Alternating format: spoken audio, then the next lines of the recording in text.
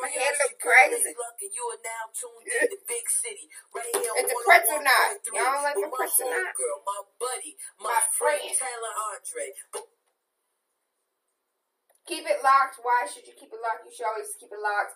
Whether it's on air or whether it's on Facebook or YouTube, or if you download the app and listen to us through TuneIn, through Big City app, or whether you listen online on iTunes, you can always catch a TaylaAndre anywhere, everywhere. Good rising, good rising, good rising, grand rising.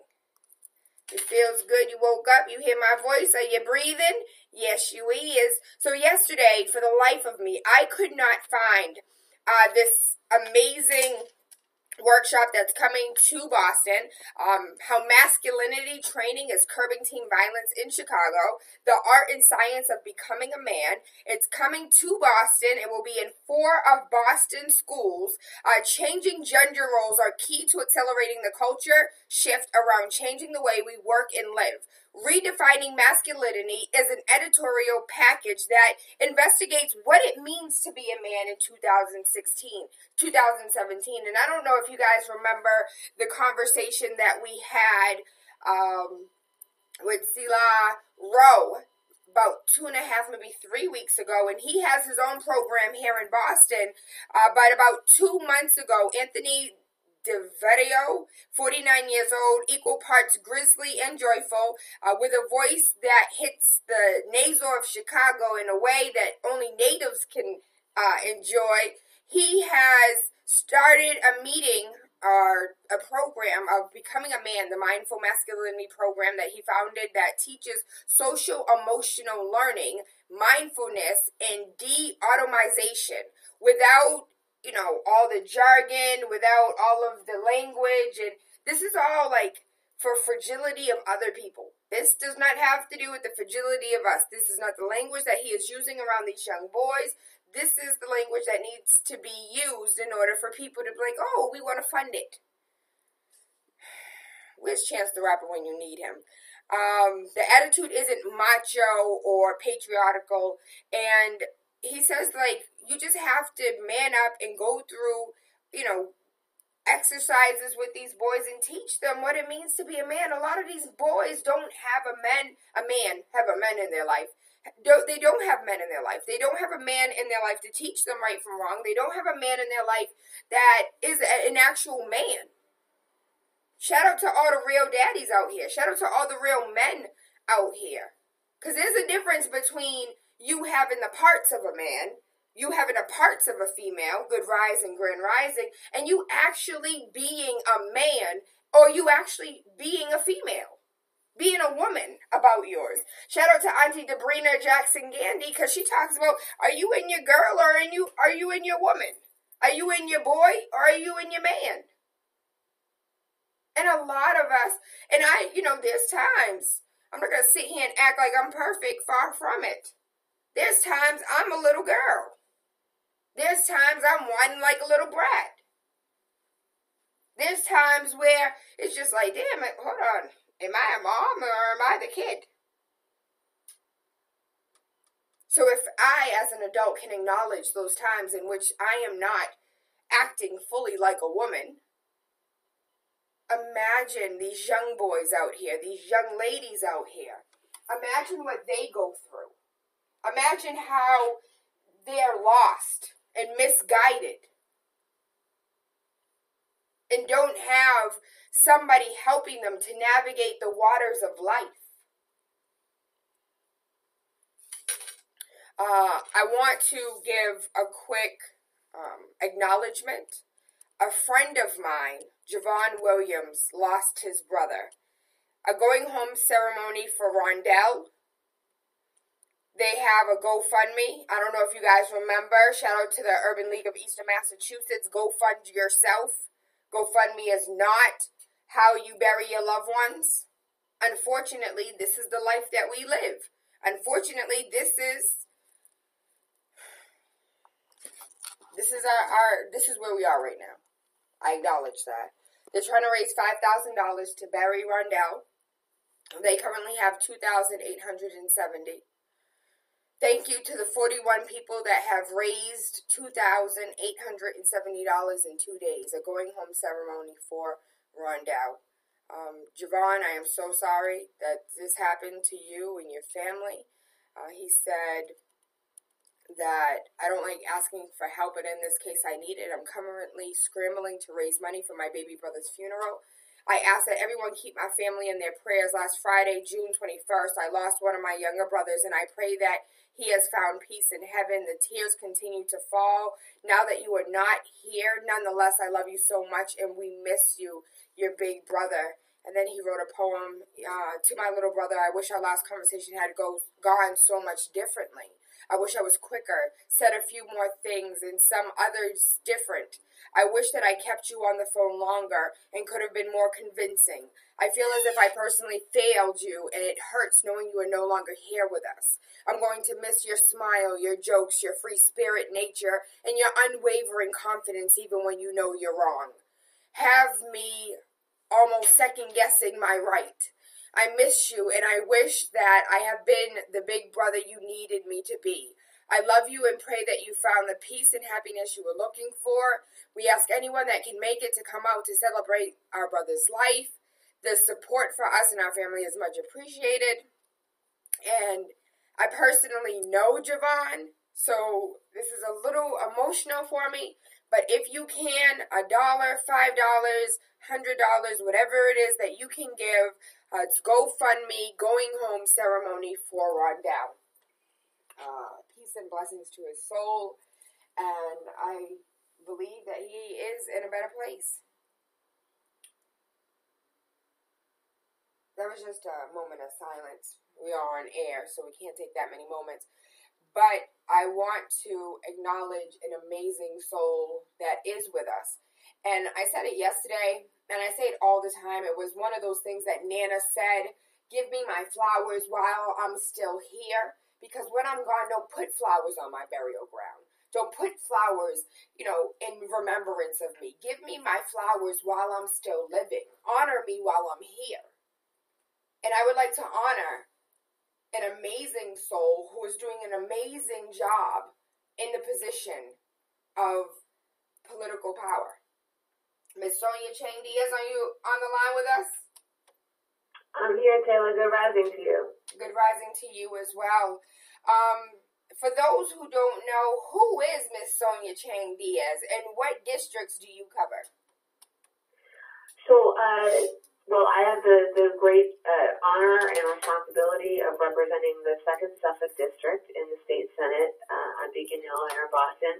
And the 2nd Suffolk District involves all of the neighborhoods of the South End, Mission Hill, Jamaica Plain, Roxbury, Dorchester, Mattapan, Hyde Park, and Roslindale. I have parts of some of those neighborhoods and all of some of those neighborhoods, but we don't look people up on the map when they call for help.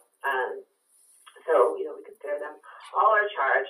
And I'm so pleased to be here with you this morning. And I take that compliment as a very high praise coming from you, because I know that you have high standards, as you should, for people representing you in public office. And also just want to express my condolences for the loss of your friend's brother. It's just terrible news. Thank you so much. Thank you so much. Ms. Sonia Chang Diaz, as far as civic engagement in representing constituents, the people, the taxpayers, what exactly do you do in your office, and why should people call you if they haven't already? Yeah, great question. So in some ways it's hard to answer because a lot of times I think, what don't we do in our office? It's hard to think of an issue that state government does not touch in some way. And just, we'll give it a little bit of a, I'm just a bill on Capitol Hill review. The state Senate, I'm part of the legislative branch of our government, and I work at the state level. So, not a U.S. Senator up with Elizabeth Warren or Ed Markey. And I don't work in City Hall, but I work in that building with the big gold dome. And we, it is our responsibility in the legislature to consider and make good laws that, to govern the state of Massachusetts. And so that covers everything from public safety to the environment, to public schools, which I know we'll talk about today, to our judicial system and our criminal justice system, to economic development efforts, and really almost everything you can think of. State government probably has an influence over in some way, except for things like, international relations, which is really the purview of the federal government. Aside from making laws, there are just, scores and scores of unofficial duties to the office, and that's things like, being present in the neighborhood so that you can be sure to have a strong two-way road of communication with the people that you represent, so that you know what you want them to be fighting for on their behalf up on Beacon Hill, but also so that you're bringing information back to the neighborhoods about what the heck is going on Beacon Hill, so that people can be agents of change for themselves and for their own neighborhoods. I got you.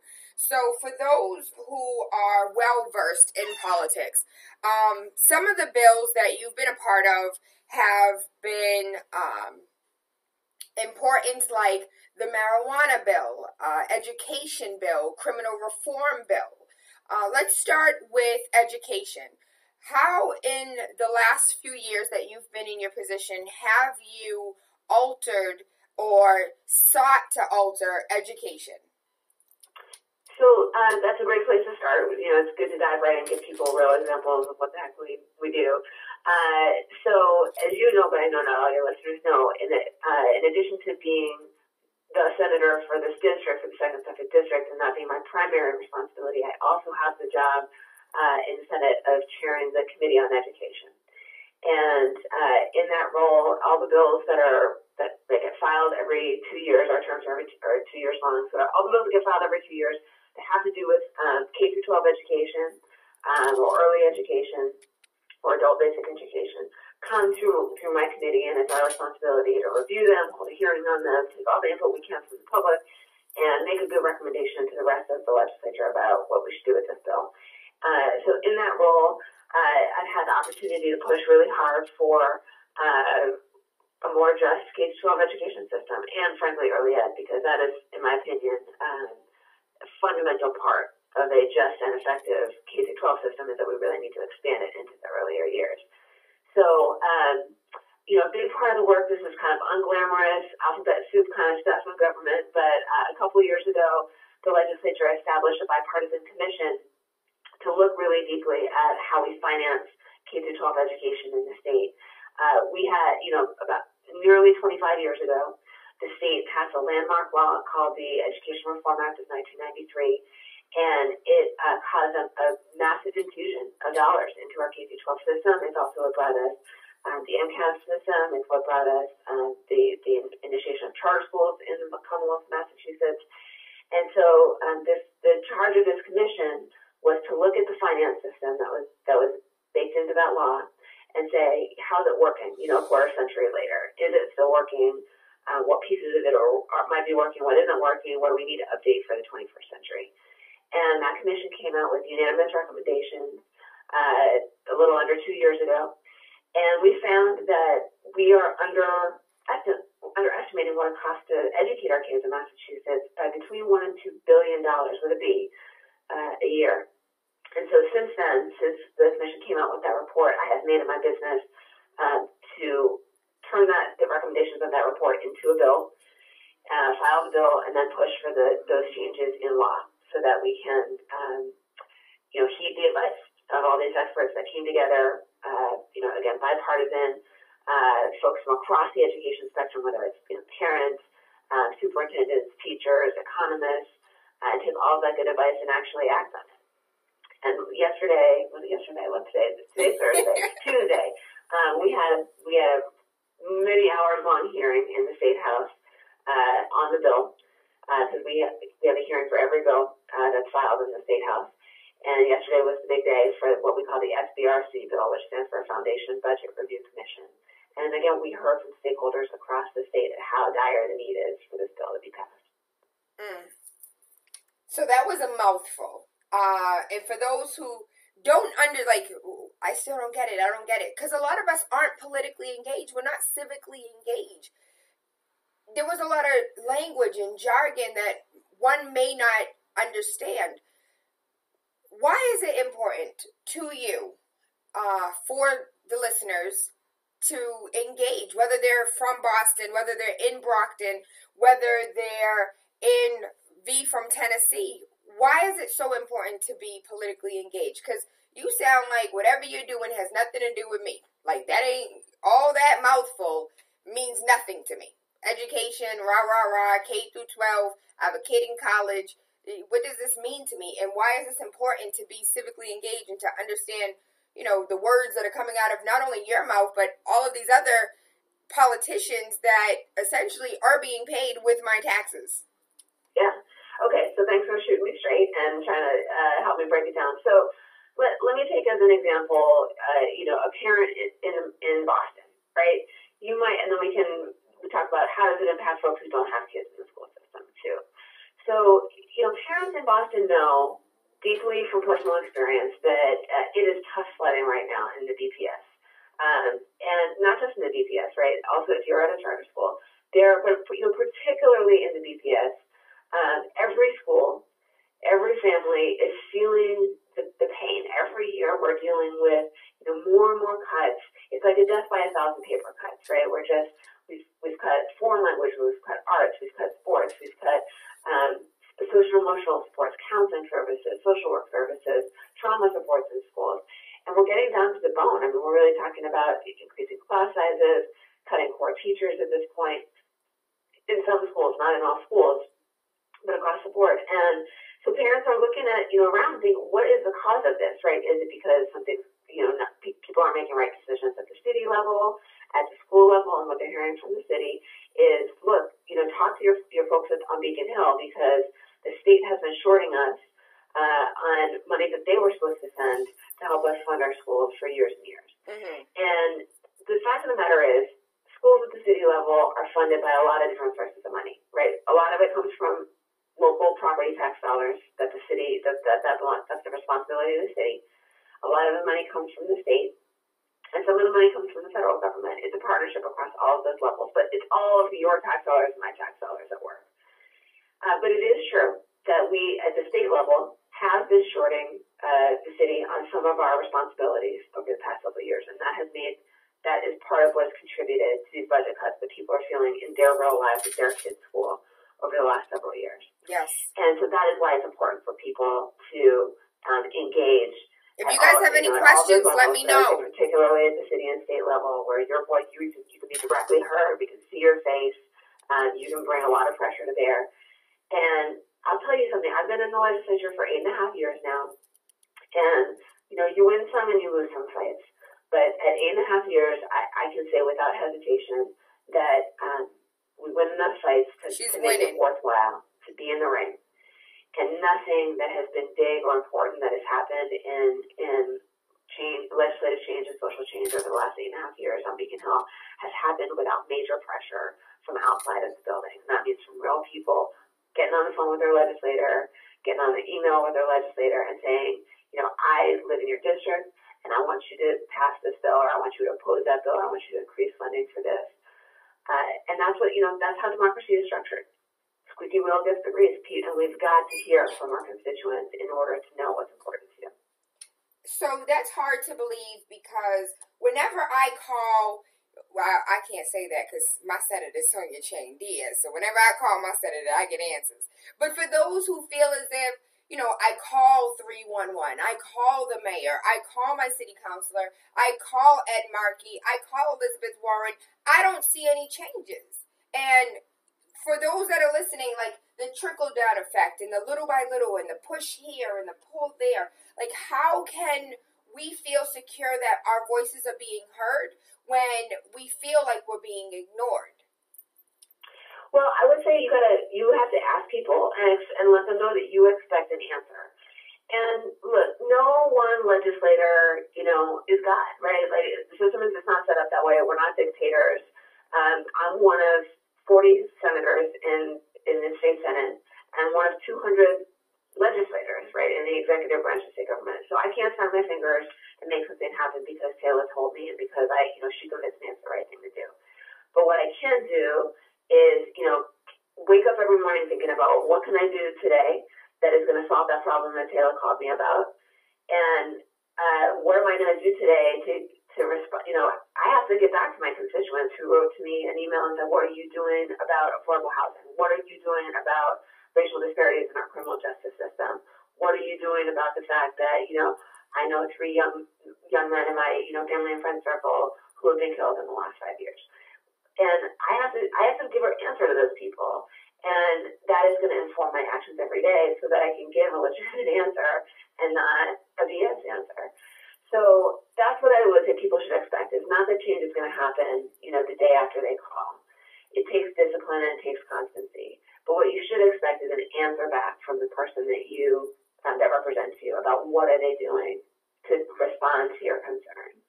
And when enough people do that, it adds up, right? It takes all these grains of sand to make a big impact. So hold on. Are you saying that if I write Elizabeth Warren, she will write back? If I write Sonia Chang Diaz, she would write back? If I call and leave a message with constituent services, I am due a phone call or some form of communication back? Is that across the board always, or is that when they feel like it? That's certainly the standard in my office, right? If you are a resident of my district, and we get contacts from people all across the state, but we say, look, we prioritize our constituents. That's our responsibility. And every person who lives in my district who writes calls, and not if you send me a tweet, right? Because we don't know where you live. But if you email in, you call in, you make sure that you leave your contact information and that what your address is, so we know you're a constituent. You will absolutely get an answer back. It might take a few weeks. We might have to, research the issue, make sure we get you an informative response. But yes, you should absolutely expect a substantive response from me on whatever it is that you called or wrote in on. So, and I can't speak for every other office. I think that is the standard in most offices. And I'm sure it's what your experience has been, Tayla. I know you've been on the phone and email with a lot of offices. Do you get an answer back? Honestly, I do, but I wanted them to hear it from the horse's mouth. I do get responses via email. I have emails that I have saved from Elizabeth Warren about, some of the votes that she voted on that I didn't necessarily agree with. And it didn't feel like a generated letter that went out to all persons. It felt like it was personal, answered my question directly, but I wanted the listeners to hear from you, a senator, that in our office, yes, we are attentive and we are going to respond. And if you contact us, you will get an answer. It may not be immediate. It may not be the answer that you want, because Elizabeth Warren definitely didn't give me the answer that I wanted, but it was an answer. And that's really important because I think that a lot of people do have that picture in their mind that they might call in or email in and they'll talk to an intern and then it goes into a recycle bin or something. But we really sweat our constituents when they call or contact. And I'll tell you, this feels like a little bit of a silly story. It might sound like a silly story to people, but A, it's true, and B, I think it illustrates how much we really care about the input that we're getting from constituents and how much we sweat responding to them. There was a few years ago when, and Sonia, I've told this story on your show before, there was a few years ago when we started getting just a small handful of calls, probably fewer than 5, maybe between 5 and 10, calls and emails from constituents about a bill that honestly I had never heard of. There's over 6,000 bills that get filed in the legislature, so any one legislator does not know about every bill that's in the system. And it was a bill about adding a bittering agent to antifreeze, right? Not an issue that I wake up in the morning thinking about, not an issue that I ran on. But we got enough calls on it that and my staff told me, we got to send a response to these people. What do you want to say about this bill? And I said, well, what the heck is this about? Why do we need to add a bittering agent to antifreeze? Turns out that it's an animal welfare issue because the antifreeze spills in people's garages. It's sweet currently, or before the bittering agent is added, sweet, and so animals will drink it, will lick it up off the floor. And sometimes children will also drink it and get poisoned. And so if we just do this one simple thing of requiring manufacturers to add a bittering agent, it could save lives, both animal and children. And I thought, okay, well, great. Now I know about this because my constituents put it on my radar, and seems like a reasonable idea. I'll support that. And I would have never, A, known about it, and B, taken a position on it had I not heard from just a very small handful of people. So even as many as 5 people can change the way that a legislator thinks about an issue. Wow. 5 people, and that's something that I never knew. And why the heck would antifreeze be sweet in the first place when it goes in your vehicle? Thank you for sharing that with us. We've never heard that story before, but now you know, knowing's half the battle. Please keep antifreeze away from the children and your animals because it's sweet. Now you know if you didn't know before.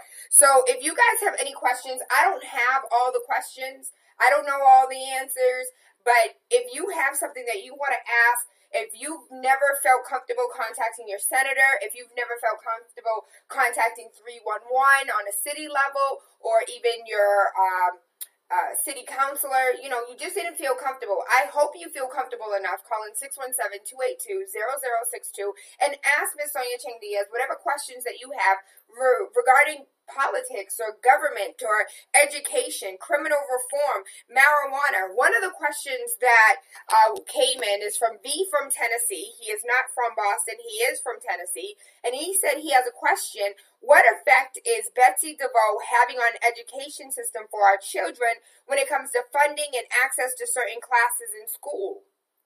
Great question. That's a worry for me as a parent, as a senator, as certainly as a chair of education. I was disheartened when Ms. DeVoe was confirmed to the Secretary of Education post on the federal level. There's not been a direct impact in Massachusetts yet that I have seen due to her leadership on the federal level, or lack thereof.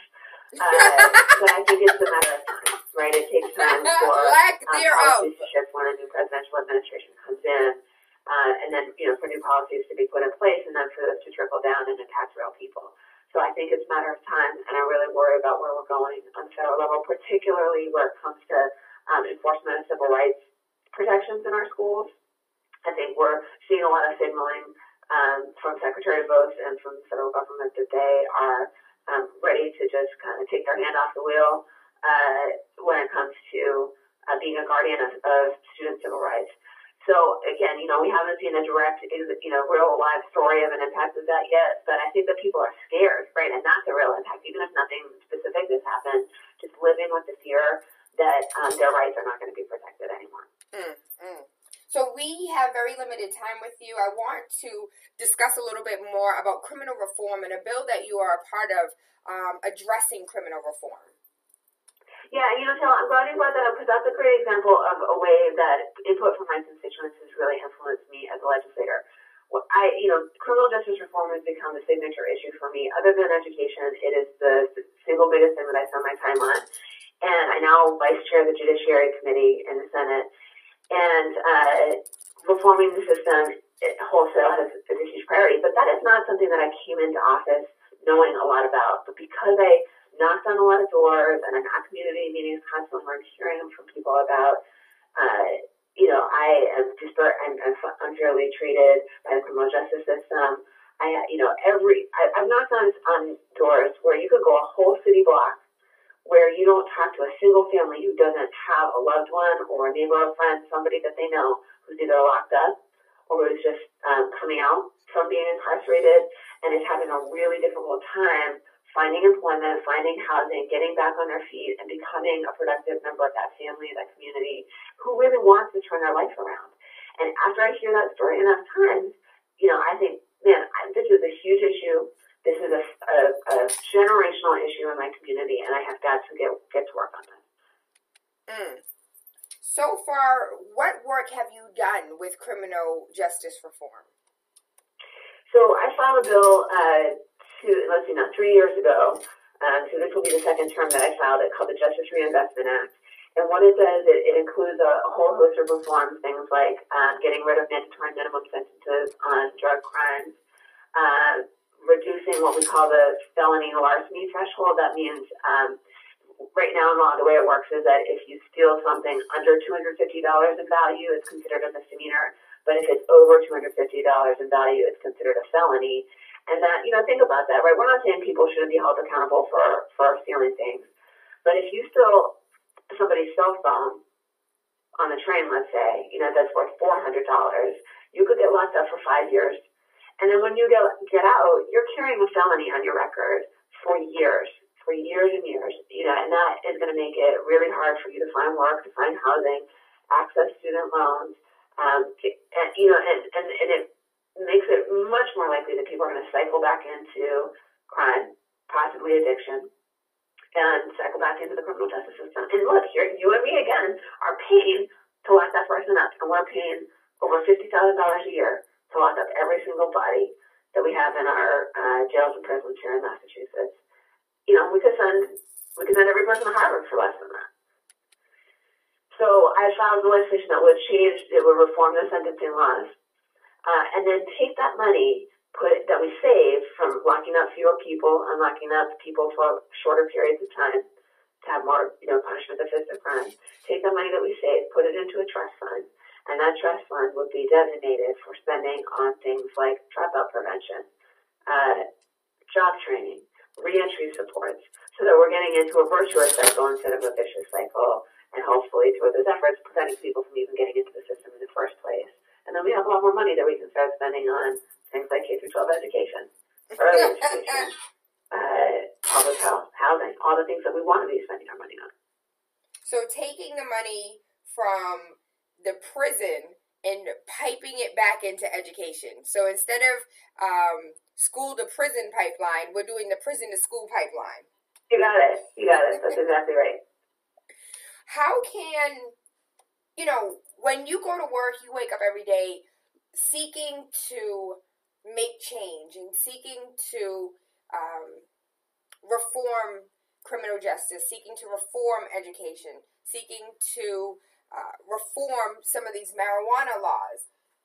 What do you need from us, the listeners, the constituents? How can we support? How can we help your efforts? Like, how do we help you help us? Yeah. Okay, so let me give you another real-life example. You mentioned the marijuana law. This is an example of a great victory. And people, I hope that they hear these examples and can take hope and motivation from them. So, as folks know, the recreational marijuana ballot initiative passed because voters voted for it, right? Not because legislators, but voters voted for it this past fall in November. So then the legislature just passed a follow-up law to refine the regulatory framework around how are we going to bring this industry into being in Massachusetts in a way that's sensible and fair and safe. And as a part of that, again, because I heard from so many constituents about their frustration that, okay, now we're going to make this a legitimate business enterprise in Massachusetts. You can sell marijuana, you can grow marijuana, you can manufacture marijuana products, and this is going to be a multi-billion-dollar industry that people are going to make a ton of money off of, all in the legal economy. And this is stuff that we used to lock people up for. What the heck? Our community is going to get access to that industry. Are we going to be lifted up by the economic development that's going to happen now with the advent of this new industry? And so my colleagues and I from the Black Latino Caucus in the legislature and our colleagues at the city level, Councilor Presley being a primary example, got to work to say, okay, we need to make sure that when this bill moves, we get provisions in it that are going to protect our communities and advance our communities. And we had a lot of victories here. We got provisions attached to the bill that guarantee, first, that if you have a conviction on your record for something to do with marijuana that is no longer a crime, that you are now eligible to have your record sealed immediately on those crimes, so that is not going to hang around your neck and prevent you from being gainfully employed. Second, we got provisions in the bill requiring that for all the applicants that come in to seek a license to sell, manufacture, or grow marijuana in this new industry, that if you are an application that can show that you have a demonstrated commitment to doing economic empowerment in communities that were heavily impacted by the failed war on drugs, that you get extra priority in consideration of your application to give you a little competitive leg up.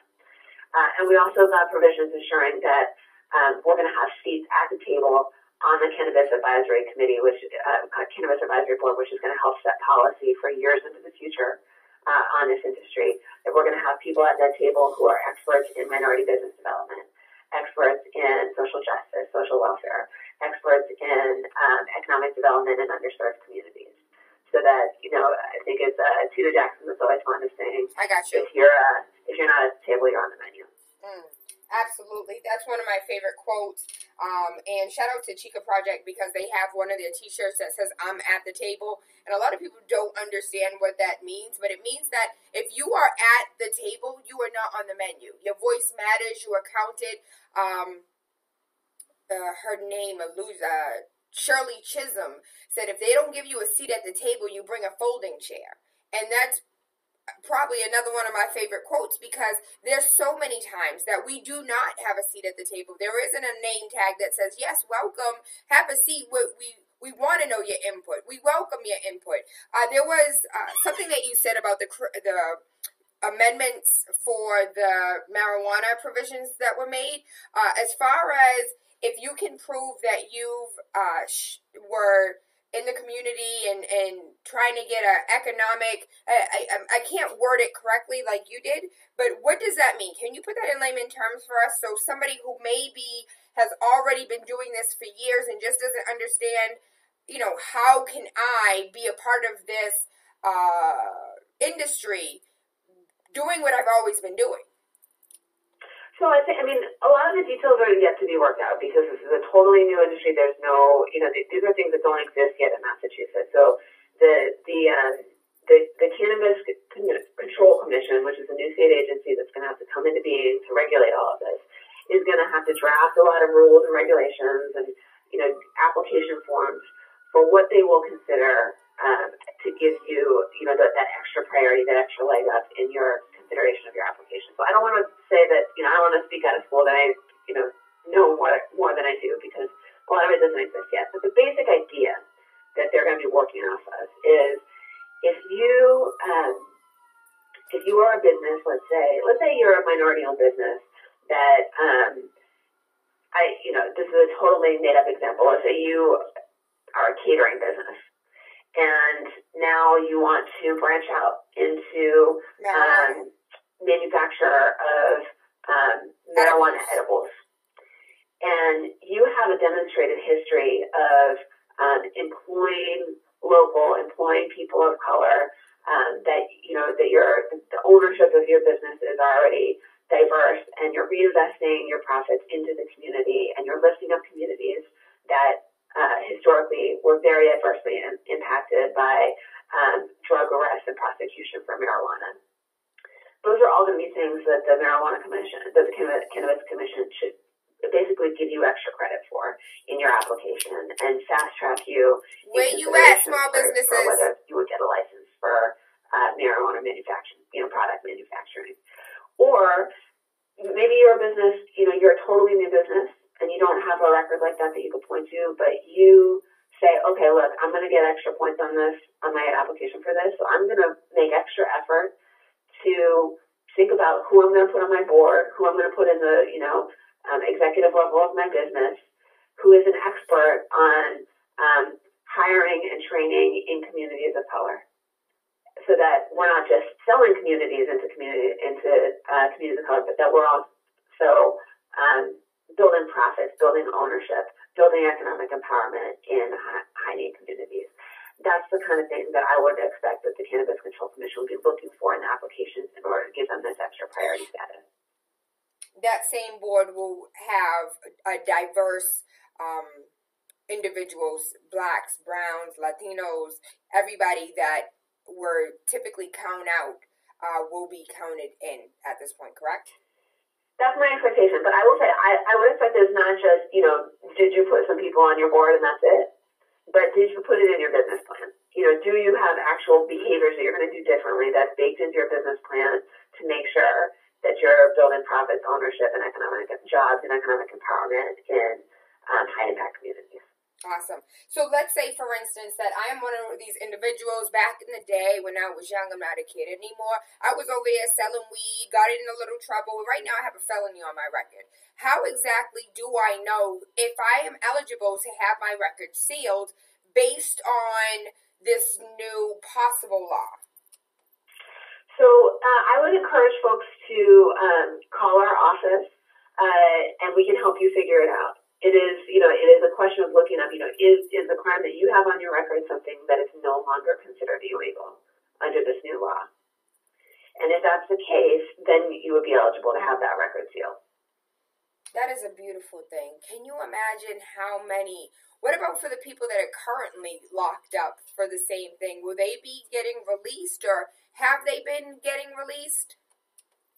Well, the reality is that there are very few people who are locked up for a possession charge. Okay. It might not be zero, right? There might be somebody in the system. And again, if you are that person, you know that person, I would encourage you to get in touch with our office, and we can try and point you towards some legal resources. But possession is not typically what you see take enough time in the court system. Okay. Understood. I understand now. We're coming to the top of the hour, and I know, again, our time with you is limited, but I'm looking at the MAlegislator.gov legislators profile, which has all of the bills that you sponsored and co-sponsored, and you do a lot. I have to, give you a virtual hug and quote-unquote pat on the back, because I'm looking at all of these bills that you just sponsored, not even your co-sponsorship, just sponsored. And it's like a bill for this and a bill for that, and like individual bills that impact a person, and then bills that impact a whole community. Like, what? How? You have a husband, you have children, you have young children, and then you have an entire community that you're seeing at every damn event. Every event. You're always there. How do you manage personal life and work life when work life is kind of personal? Yeah, I mean, look, I'm not gonna lie, and I think every working mom out there knows, and look, every mom is a working mom, knows that it's exhausting, and it's a juggle, and you never quite feel like you're getting it right, and I'm gonna have to get off the phone with you in a minute, because I gotta go get my kids ready for daycare. So it's a work in progress. Every day I feel like there's a little bit that I'm missing.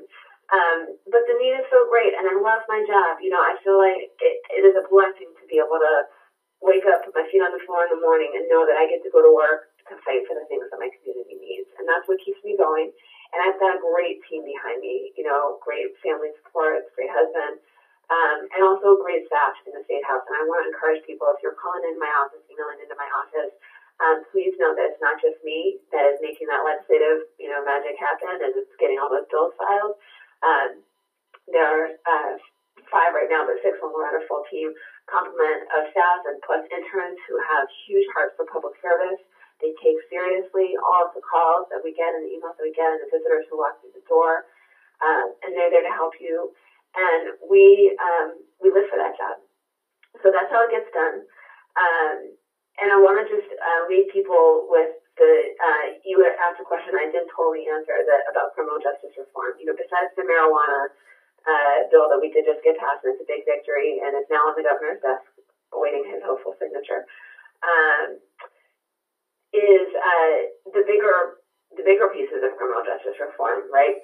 Mandatory minimums reform, lowering those thresholds for what constitutes a felony, doing better at reentry supports, doing better at prevention so that we're stopping that school-to-prison pipeline in the first place.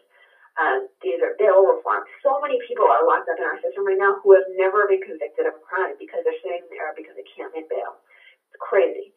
So all of these things are things that are hopefully going to come up in the fall, and we really, really need people. Like, I need your help, and other people who are fighting for this stuff need your help and your listeners' help. We need you to get on the phone, get on the email, go to wheredoivote.ma.com, put in your address, find out who your legislators are, and talk to them. Give them a call. Let them know what's important to you. And even if you don't know the bill name or the bill number to ask for, to just say, hey, this is my experience. What are you doing to make our criminal justice system more actually just? Do we have time for one more question? I'm going to get the hairy eyeball from my husband if I don't get off the phone right now and get these kids toothbrush and in school. But listen, I hate to leave a question unanswered, so I plead with you, if you've got a caller on the line, to give them my email, give them my phone number in the office, and make sure that we get that question in, because I want to make sure that it gets answered, even if I can't do it on the air. I definitely will do that. As far as contacting you, can we have your contact information, and then I'll go ahead and post all the links on social media so you guys have access to her. But for the phone number itself, how do we call you? 617-722-1673. Again, 617-722-1673. And then you can also hit me up on email. It's Sonia.Chang-Diaz, which I'll spell SONIA.CHANG. And don't forget the hyphen. And DIAZ. And that's at nasenate.gov.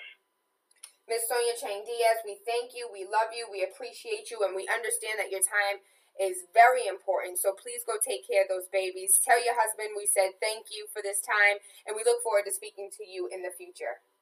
And thank you right back at you. Your work is so crucial, Tayla, so keep up the good organizing. Thank you so much. Have a great day. You as well. Miss Sonia Chang Diaz, Senator, doing her thing. V from Tennessee, I know that you have a question regarding Betsy DeVoe and education, so I'll go ahead and email that over to her office, and as soon as we get a response, not only will I repeat or read the response on air, but I'll also make sure that I send it to you directly and post it online. What I would like to do now is read some of these, I just quickly want to read some of these bills that she sponsored. Miss Sonia Chang Diaz has been working hard over the past 8.5 years, and it's proven.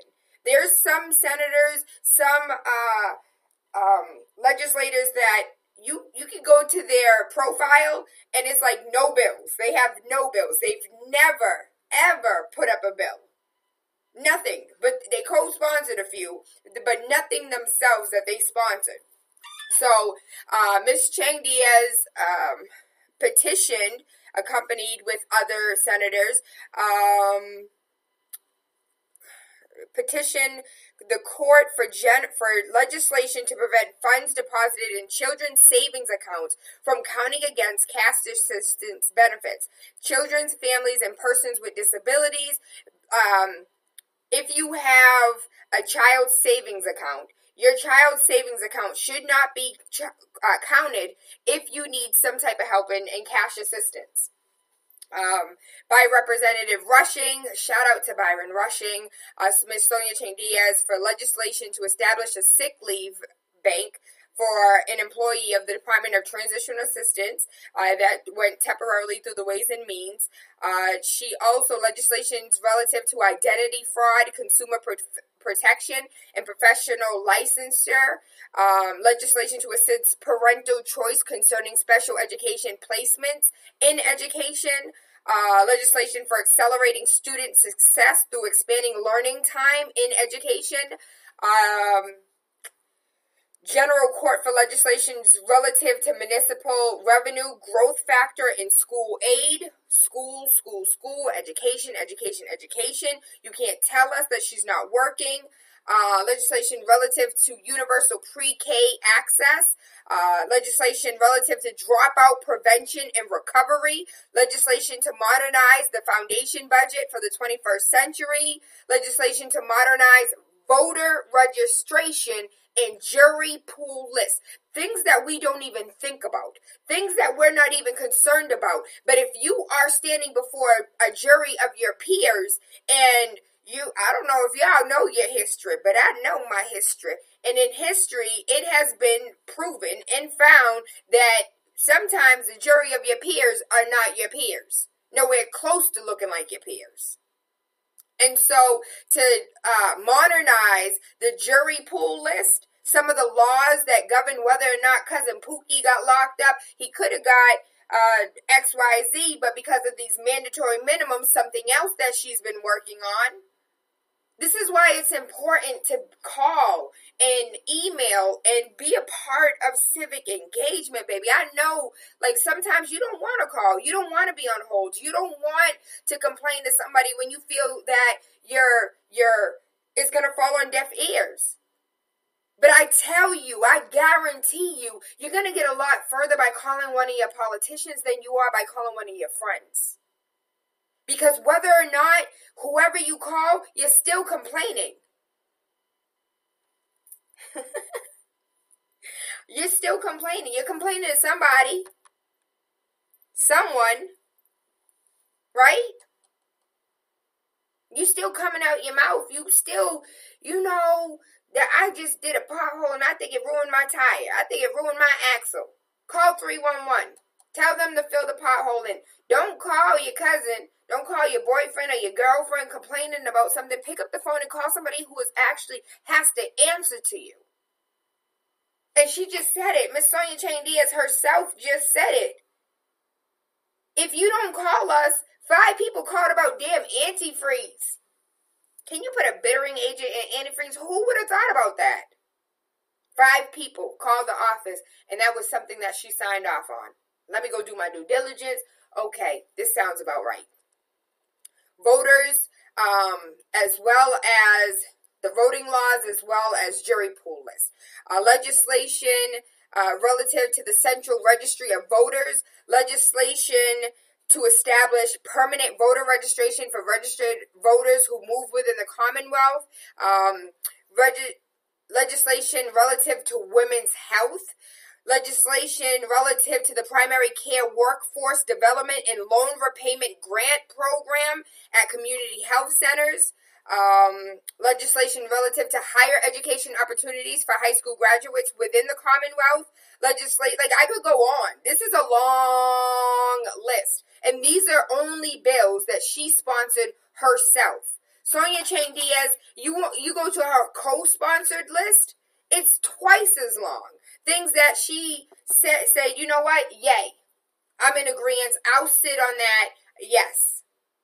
For instance, legislation to expunge the records of marijuana arrest, detentions, convictions, and incarcerations.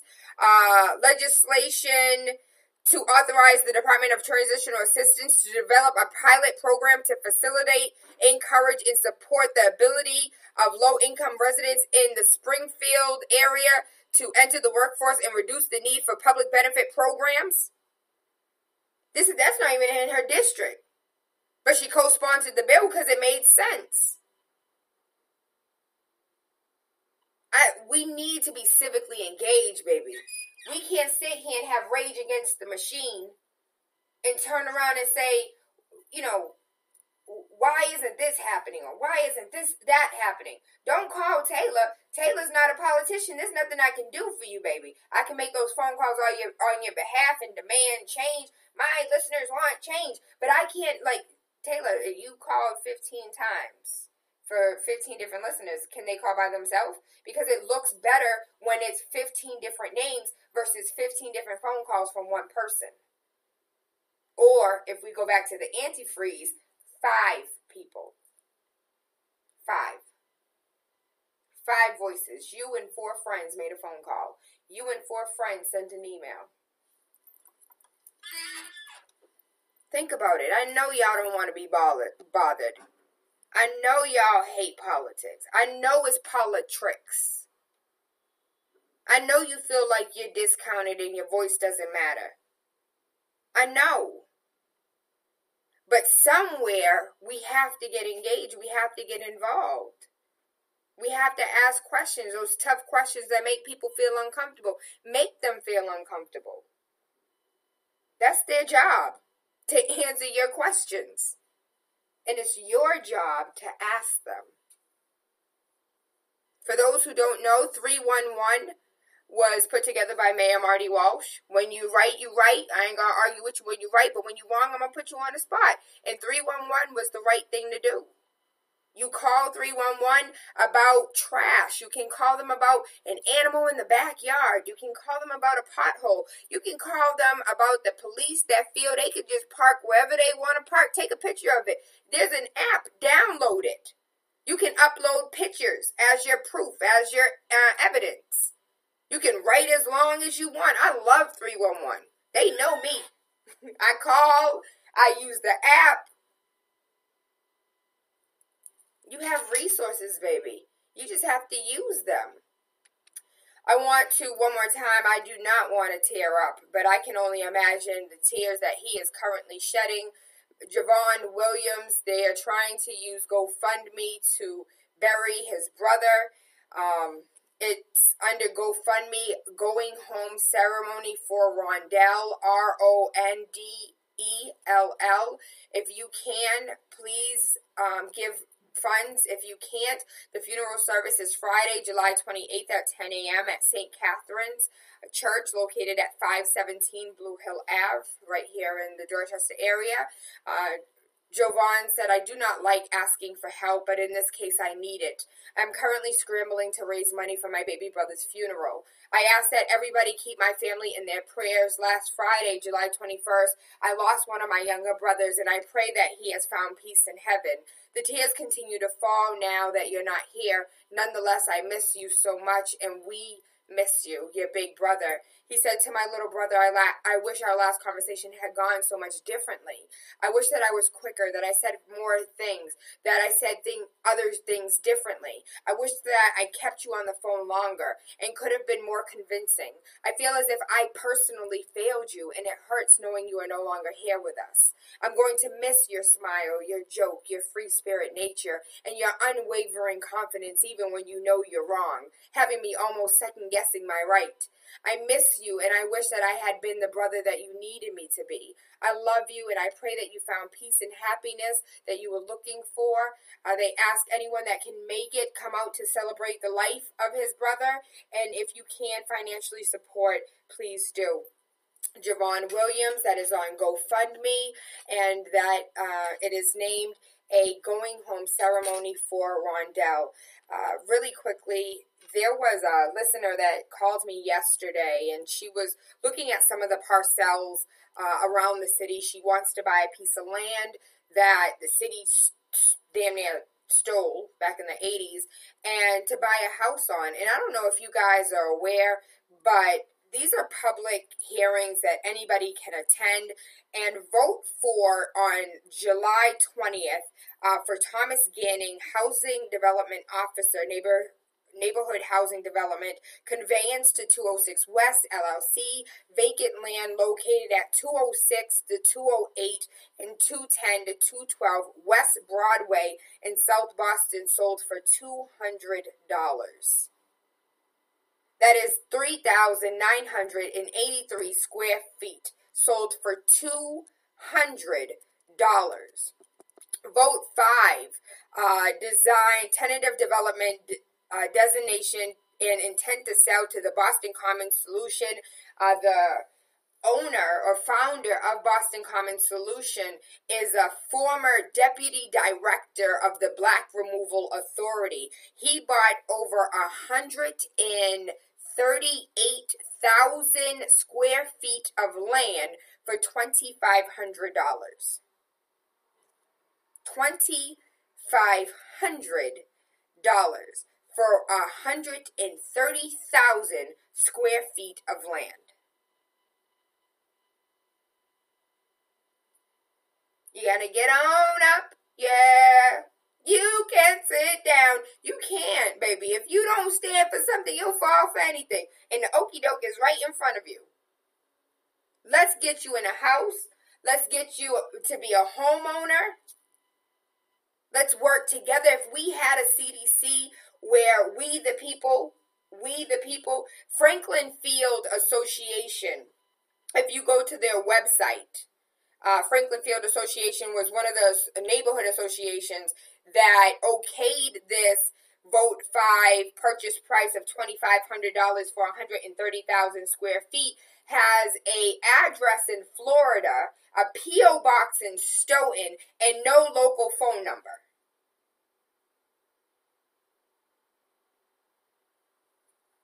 Can we take a moment of silence for the death of Dorchester, Roxbury, and Mattapan? If y'all don't do it, who is? If you don't make the right decision, who will? I am really, really, really excited to announce that there is an African-American firearm safety course. This is taking place September 16th. Myself, as well as Solomon Firearms Training, LLC, is hosting this event Saturday, September 16th from 11 a.m. to 6 p.m. Shout out to Miss Bambi, aka DMD. It will be at the Lower Mills Lodge, Washington Street, where we had the Black Guns Matter event. We are having the African American Firearm Safety Course event. The first 50 people to pay their way will be able to be in the building September 16th, or if you're unable to get your monies in, to be the first 50 individuals to have a one-on-one and to get your firearm safety license, then you will be rolled over to the next one. We will continue this. This will be an ongoing event. If you don't get in the first, get in the second. If you don't get in the second, get in the third. And all you're getting, get some understanding as well as your firearm license. With that being said, I am TaylaAndre. I'm in love with Faith Naturals. I was unable to make it there yesterday, and one of y'all listeners done stole my moringa lotion. And my heart is so hurt right now. Like, why would you take it? But I want to give a huge shout out. That new limited time scent, that summertime scent, is to die for, baby. Like, y'all got to get in the store immediately and get that summertime scent, because once it's gone, it's gone. Once summer is gone, you will be back to the rose infused oil, the strawberry drizzle oil, but you won't have that creamy crack that she has. It smells so good. From shampoo to conditioner to lotions to teeth whiteners to deodorants to oils and body scrubs and everything. Everything that you buy and spend hundreds of dollars on in a big box business, go ahead and see a local business. Go ahead and frequent 66A South Street, Faith's Naturals. She has an online store, Faith's with an S, Naturals with an S, Beauty.com, Yoni Steams, Pum Pum Wash, Pum Pum Oil, Yoni Eggs. Anything and everything that you can imagine. And I joke all the time, but if she lay hands, you just might be healed. Hallelujah. I am TaylaAndre. You're waking up with TaylaAndre. And if you missed any of today's show, we are on iTunes. We are on Mixcloud. We are on SoundCloud. Make sure you download the Big City app so you can listen to us anywhere and everywhere that you go. I thank you so much. I love you. And I hope you guys have an amazing day. I appreciate you listening. I appreciate your support. I appreciate the love that you give to me. Whether it's in phone calls, whether it's through emails, whether it's on Facebook, I want to let you know that I appreciate you appreciating me. I hope you have an amazing day. Mwah.